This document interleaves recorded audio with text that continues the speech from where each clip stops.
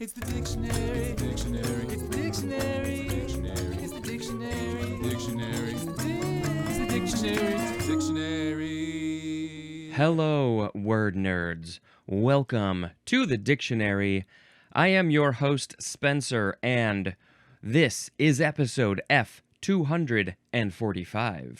Let us talk about the words. We are hopping into it with the first entry, which is fundamental law. 2 words, noun from 1622. This is the organic or base law of a political unit as distinguished from legislative acts. But specifically, the synonym is constitution. The Constitution is a fundamental law. It's an organic or basic law of a political unit that's different from legislative acts, the acts that the legislature do. It's a fundamental law, like the Constitution. Like, I don't know, everybody has the right to free speech and other stuff, I guess. I don't know. Is that the same? Maybe not. I don't know. All right, let's make a sound effect. We're just going to go, Next is fundamental particle. 2 words, noun from 1947.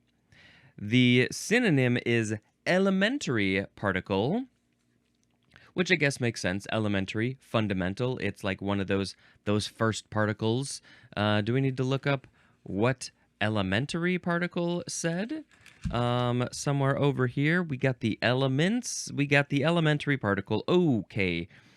Any of the particles of which matter and energy are composed or which mediate the fundamental forces of nature, especially one whose existence has not been attributed to the combination of other more fundamental entities. Don't understand it? That's a fundamental particle. No. Next is fundic. Just gonna let that sit there for a second. That seems like how it is pronounced. Fundic, spelled F-U-N-D-I-C. Adjective from circa 1927. This is of or relating to a fundus, which is coming up pretty soon. So, I don't know. Maybe fundicle would be... You know what? That doesn't seem any better. Yeah, fundic. All right. Gonna move on and learn about fundus pretty soon so we can know how a fundic... What is a fundic relating to a fundus? It's a fundic. Next we have fundraiser. 2 words with a hyphen. This is a noun from 1957. Were there no fundraisers before 1957? Number 1, a person employed to raise funds. We need more money, so we are going to hire you and pay you money so you can find more money, get more money, come up with clever ideas to raise money. We need funds, so we need to raise them. Raise the funds from the dead. We'll do an incantation and the funds will raise from the ground. They are the undead funds. Number 2 for fundraiser is a social event, as a cocktail party, held for the purpose of raising funds. We gotta raise money for some medical expenses, so let's have a fundraiser. These days, you can just make an online web thing on a certain web page, and just to raise your funds. You don't have to have a cocktail party, but I think that you should. I think that it's a fun way to get people together, meet some new people, have some hors d'oeuvres and some cocktails, maybe some mocktails, and say, give us your money, please. Maybe a silent auction. The silent auctions are pretty fun. Ooh, that's a thing I want. I'm going to put my name down on that thing and put down the money that I think is fair, that I can afford. And then every once in a while, I got to go check it. And I got to go write my name again because somebody else put a higher amount. I'm very angry. I need this. I need this thing. I'm going to put more money down. And I think there's strategies, right? Like wait until the end, You can swoop in and steal it from somebody when they're distracted. Maybe you can throw a smoke bomb and distract them, and then you can go put your name right before they close the silent auction at a fundraiser. Fundraising, 2 words with a hyphen. Noun from 1940. So fundraising, the idea of fundraising was in 1940, maybe before. They didn't have a name for it until 1940. But then the thing, or the person, the fundraiser, that name didn't come out until 1957, 17 years later. Motorola had a great fundraiser phone. So a fundraising is the organized activity of raising funds for what may be possibly an institution or a political cause. They're doing some fun. We got to do some fundraising. Do I have to do any fundraising right now? Well, kind of, but we're not going to have a fundraiser. We need to raise funds for this movie that we are producing, Unplugged. But we're going to try to go about it reaching out to production companies and see if they can give us the monies that we need. You remember that word fundic? Well, here now we have fundus. Fundus. Noun from 1764. The plural would be fundi or fundi. It is the bottom of or part opposite the aperture of the internal surface of a hollow organ. So that's the main definition. So the internal, this is the bottom of a thing, or the part opposite the aperture. Is it the bottom of the aperture of the internal surface of the hollow of a hollow organ? It's a complicated thing to think about. So you got a hollow organ. There's the internal surface of the hollow organ, maybe a lung, maybe a stomach. Stomach, it might be better here. And then there's the aperture. There's a hole, like, your esophagus goes down into your stomach, and there's a hole in your stomach to connect to the esophagus. And it's the bottom of that, or the part opposite that, is the fundus. But we have a couple, 4 sub-definitions. A is the greater curvature of the stomach. The greater curvature. So I guess, the inside of the stomach is the fundus. B is the lower back part of the bladder. Why is it talking about a very specific part of the inside of a thing? So you take the bladder, it's hollow. The lower back part of the bladder, that seems like one quarter of the inside of the bladder is the fundus. I don't really understand why. Maybe the etymology will help. C, the large upper end of the uterus. The large upper end. So it's not the lower end, it's the upper end. And it's the large part. Maybe it's just the top of the inside of the uterus. That is the fundus. And then also D, the part of the eye opposite the pupil. The pupil's in the front. The opposite side, where all the light comes in to the pupil and then hits the back of the eye. It's hitting the fundus. So I guess the idea is the opposite part of the inside thing. It's opposite the aperture, opposite the hole, right? The bottom of, or the part opposite the aperture. That's what it is. So there's a hole in the stomach, the bladder, the uterus, the eye, and the part directly opposite that is the fundus. Okay? Why? Oh, hey, let's look at the etymology. Hey ho! This is a Latin word. Their word would have been pronounced fundus, I think, and it just means bottom.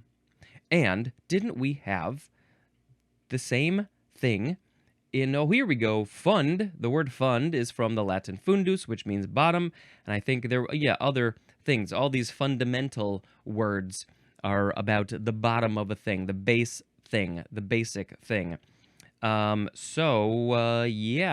Now, I mean, using the word bottom in this context opposite the aperture seems a little bit weird to me because it's not the bottom unless you're saying the aperture is the top of it, but it's not always the top of it in terms of up and down.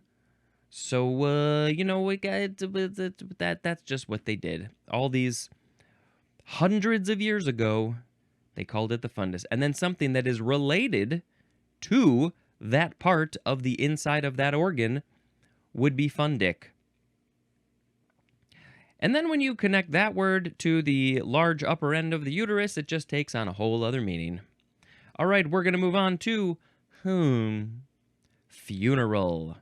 No more fund words. Funeral, first form, adjective from the 14th century. You can say this word 2 syllables or 3. Funeral or funeral? Which one do you prefer? I think I prefer 3 syllables. Maybe I prefer 4 syllables. Funeral. No. Okay, number 1 for funeral, the adjective of relating to or constituting a funeral. Number 2, it is kind of funny that the word fun is in funeral. It's a little ironic, a little weird, a little strange, a little Okay, number 2 for funeral adjective. It is the number 2 definition for the word funeral, which I guess will be the next one. So, but first, let's talk about a little etymology, not so much here. This is from the Latin word funus, which means funeral. But now let's go on to the next entry, which is, the second form of funeral. This one is the noun, and it is from circa 1512. 1512. So the noun was 1512, but the adjective was the 14th century, which would have been the 1300s, so 200 years earlier. Number 1 is the observances held for a dead person, usually before burial or cremation. Usually before they burn the body, before they bury the body, you have a funeral for a dead person. Everybody gets together, and different cultures, religions, groups of people around the world do this differently. Sometimes they have an open casket where you get to look at the dead body. Sometimes they're not there. Maybe sometimes they've already been cremated. Sometimes people are very sad. Sometimes people do this for days. Sometimes they cover mirrors in the house. Sometimes they go to a place like another building. Sometimes they go to the person's house or the family's house. Somebody's connected to them. Lots and lots of different ways. Sometimes they play music, sing songs, do dances. Sometimes they don't. Sometimes they give speeches. Sometimes they probably don't. Let's just keep on reading about funerals. A wonderfully fun concept. Number 2, this is chiefly a dialect, and it is a funeral sermon. So when the person who's leading the funeral is speaking about the dead person or about death in general, I guess that could be called a funeral in some areas. Number 3, a funeral procession. And I assume, this could be people walking, carrying the casket, or it could be the cars that are driving to the cemetery or somewhere, and there's probably other processions. Maybe, in like New Orleans or other countries, they have a funeral procession down the street with people singing and dancing and playing music, celebrating the life of the person. So that is also a funeral. Number 4, an end of something's existence. Just the end of its existence is a funeral. I don't really know how to use that in a sentence exactly. You could say the company had a funeral, the company was done. Everything ends. Everything is going to have a funeral in that context. Nothing will last forever. And that's what makes it so ding-dang special. Number 5, a matter of concern to one. The synonym is worry, as in the example, if you flunk, it's your funeral. You're not literally dying if you flunk the test. Nope, nope, nope. Don't think about that. But it is a matter of concern to one. So it's your concern. If you flunk, that's your problem to deal with. That is a matter of your concern. Okay, I'm not going to worry about it. I didn't take the test. I'm way out of school. You're still taking classes. If you flunk, then maybe you could have tried harder. You could have studied harder. Maybe you shouldn't have been skipping so many classes. Then you might flunk. All right. Shall we talk about funerals for a second? I don't know. Oh, there's not really any more etymology, so I guess it's just from the Latin word funus, which means funeral. But yes, I have been to a number of funerals because I am a middle-aged person, and it is just a fact of life that people you know are gonna die. I should have been keeping track of how many funerals I've been to.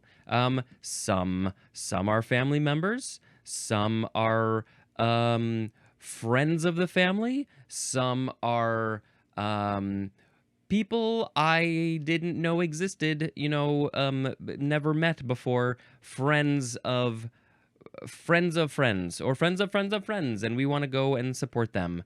Had a coworker who died, and I went to their funeral. It's a weird thing, and there's all these like, oh, you don't know anybody, but you want to go support. You want to, or you're very close, and you might have to go and give a eulogy, give a speech, give us something. And I've had to do that at at least at my one grandma's funeral. No, both of my grandma's funerals. I got up and I said a little thing. What do you do? It's hard. I love hearing stories of these people. You get to know a little bit more about them, even if you knew them really well.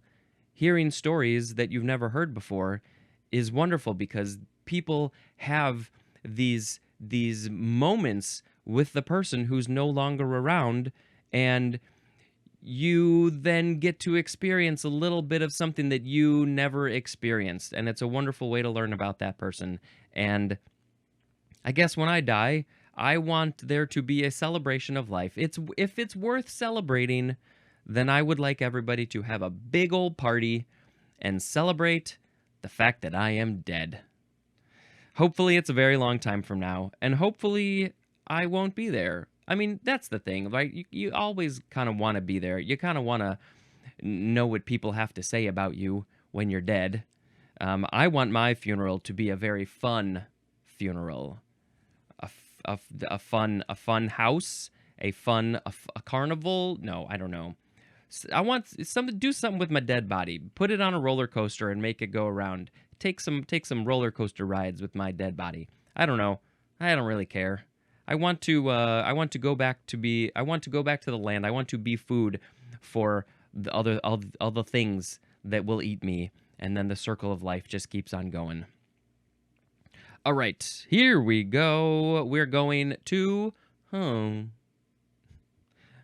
I have to go to a funeral? Oh. Funeral director, 2 words, noun from 1886. This is one whose profession is the management of funerals and who is usually an embalmer. Usually, they are the ones who take in the bodies at their funeral home, which is the next entry, and they will drain all of the liquids from the body, and then they will fill them with embalming fluid, and maybe they got to do some other things to the body, maybe put some makeup on, maybe, are they the ones taking out the organs if they're an organ donor? Probably not. That's probably already happened at a hospital. Maybe they are, maybe they need to reconstruct the face if they want to have an open casket, but there was a problem when they died. Something bad happened. They have to do some reconstruction. If you have never seen the show 6 Feet Under, that's a very good show about a funeral home and funeral directors and death and embalming.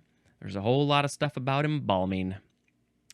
Okay, moving on to funeral home. 2 words, noun from 1926. This is an establishment with facilities for the preparation of the dead for burial or cremation, for the viewing of the body, and for funerals. Called also funeral parlor. Just gonna go to the funeral parlor. The funeral parlor. Okay. Funeral home. Sometimes they are a home, I guess. Like in 6 Feet Under, it was literally their house. The first floor was and the basement was for the funerals, and I think they lived on the second floor. But most of the time, it's just a building where people go to work. And they've got some rooms if they need multiple funerals at the same time. They got multiple rooms. Maybe there's a whole room for the family. And, God, we went to a funeral not that long ago. And don't know what to say about that one. It was somebody who I didn't know. Somebody who Sharon went to high school with. And that's like, wow. Wow. They were young. They were also very, very sick for a very long time. Fun topics about death. Next is funerary. This is an adjective from circa 1693. This is of, used for, or associated with burial, as in a pharaoh's funerary chamber. The pharaoh was buried in the chamber with, they probably had lots and lots of things because they thought that all those things were going to go with them to the afterlife. Jewels, money, statues and stuff. Did they even bury them with, did they kill virgins or something and bury them with them too? I don't know. The chamber, it's the funerary chamber because it's related to their burial. Funereal. Funereal. Sounds a little bit too close to venereal. Oh, do you have one of those funereal diseases where it makes you die and then you go to a funeral? Okay, what's funereal for real? It is an adjective from 1725. Number 1, of or relating to a funeral. Number 2, befitting or suggesting a funeral. How, maybe, as in its solemnity. Like, we're very solemn. Yes, when you go to a funeral, they typically think that you should be very calm and not talkative and sad, solemn. We have to maybe put our heads down because it's befitting or suggesting. Yes, that is the way to behave at a funeral. You have to act very funereal at a funeral. I went to a funeral not that long ago, and it was somebody who is in the theater world, who has directed shows and taught young people acting and singing, I think, and she was a very good friend of my parents, and so I knew this person for almost my entire life. And because she was a force in the theater world, everybody there was a part of the theater world, and there was a moment when I believe everybody came together. They had, I think, a whole chorus choir that came up, but of course the whole room joined in, and I think it was Over the Rainbow, and holy crap, that was an intense moment. Because everybody's such good singers, and so the song was amazing, but also the emotion of the person who we were there to celebrate. That was an amazing moment. I like things like that. That was a very funereal moment at that specific funeral. That wouldn't be appropriate at some funerals, but at that one, it was perfect and spot on and amazing. Funereally. That is an adverb. Okay, moving on to, I think we are done with the funeral words because the next word is, funfair. It's a noun from 1925. This is chiefly British, and the synonym is amusement park. The British people say, let's go to the fun fair. Let's have some funnel cake at the fun fair, ride the fun roller coasters with Spencer's dead body on it. It's a fun fair. I'm sorry for my terrible accent. You know I don't mean any disrespect. It's just fun. Fun to do voices. All right, well, that was the only F-U-N-F word, and now we are getting into the F-U-N-G section, which will go on just for a little bit into the next episode. The first one of those words is, fungal. F-U-N-G-A-L. A fun gal. This is an adjective from 1835. Number 1, of, relating to, or having the characteristics of fungi, which I think you can pronounce a few different ways. F-U-N-G-I. Some people like to say fungi. Some people like to say fungi. Maybe even fungi or fungi. Now, what's interesting... Well, I guess we'll get there in a second. Oh, yes, I understand why. So, number 2 for fungal is caused by a fungus. As in the example, a fungal skin disease. Sometimes you can have a bacterial skin disease, or what's the other one? A viral skin disease maybe, but also it could be fungal from a fungus, a mushroomy thing. You don't literally have mushrooms growing on you when you have a fungal skin disease. But mushrooms are funguses. Funguses are like weird things. Okay, enough about that. Let's move on to, this is the fungi prefix. Again, it might be pronounced different ways. It means fungus. The example is, now how would you want to say this one? Would this be fungiform? Let's look up the actual word, which will be in the next... Yes, fungiform. You could also say fungiform. Either way, funge or fung. That's the example. So it's a fungus form, something form. We'll learn about that in the next episode. So yes, we're going to have some words here with the fungi, fungi prefix. Like this next one. This one might be a little bit different, though.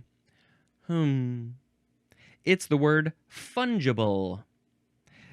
This is the first form, noun from circa 1765.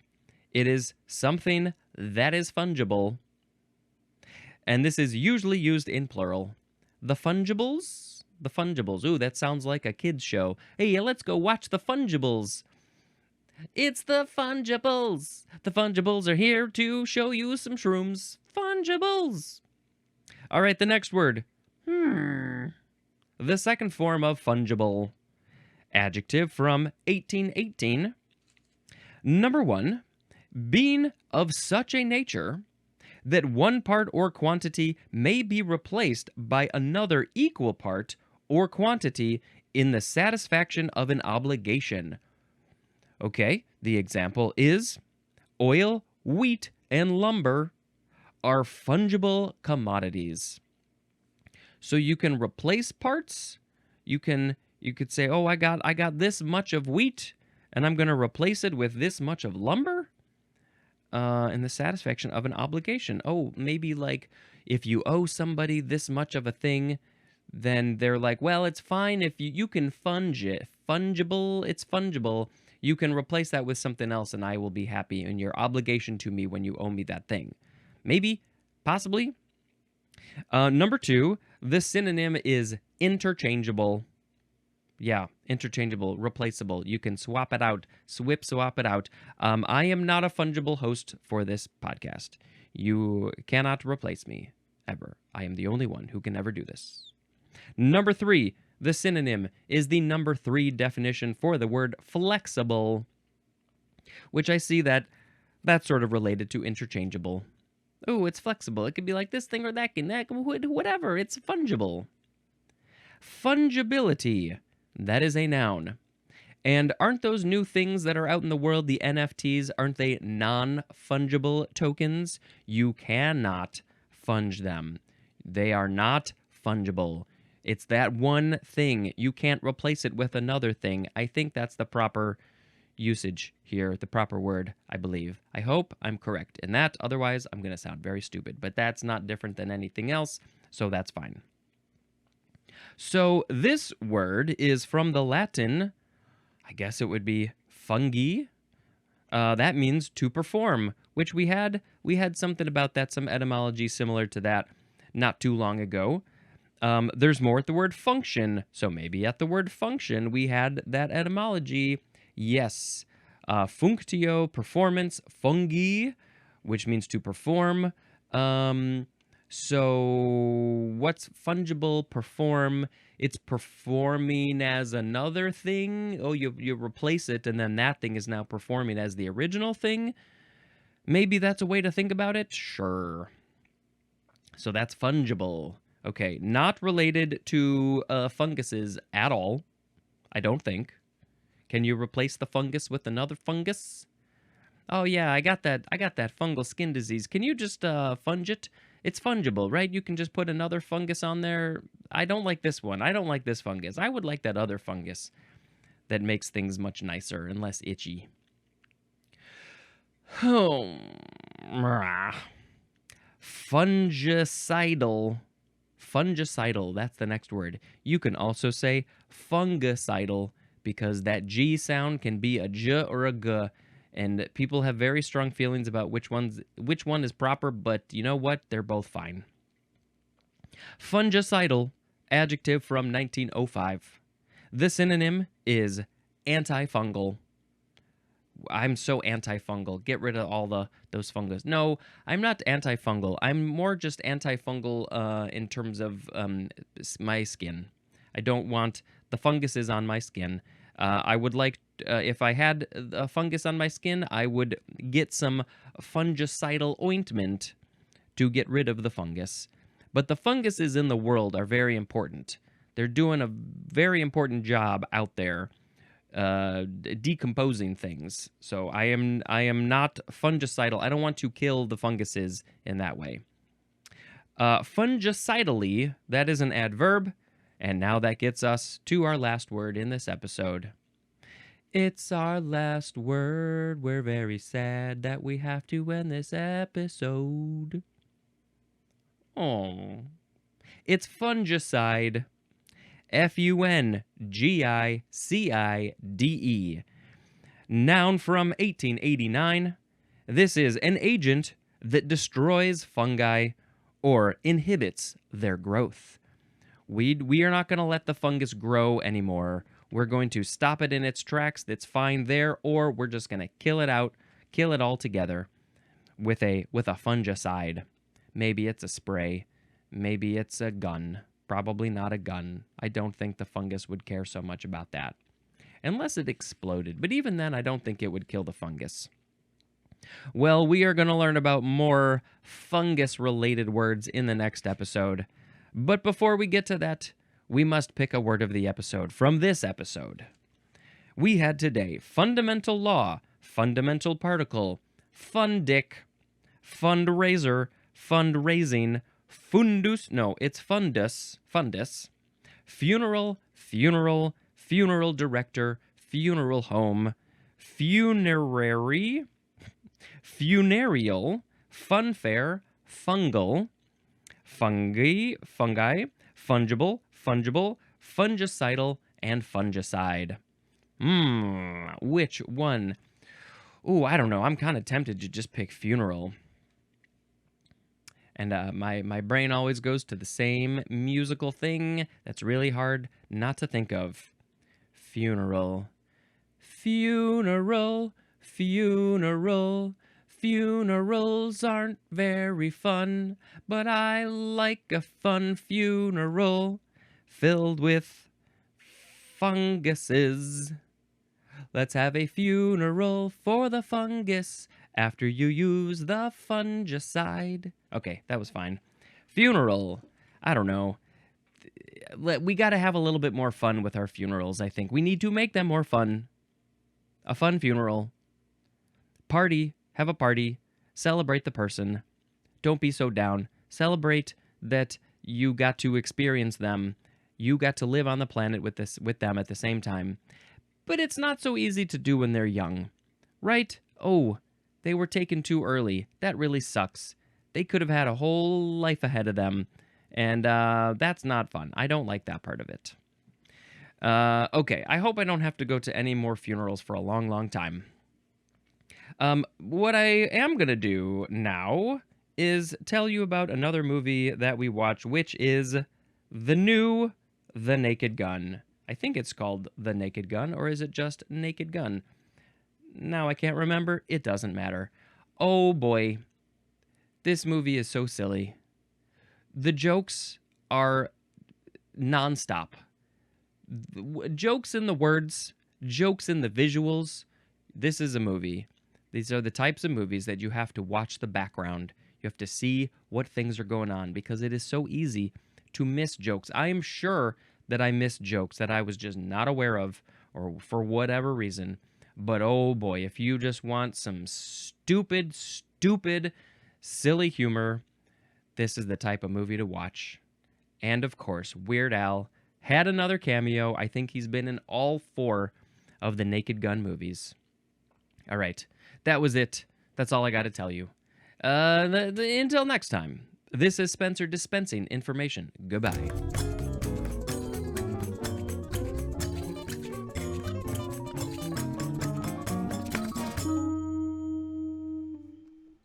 Hachoo?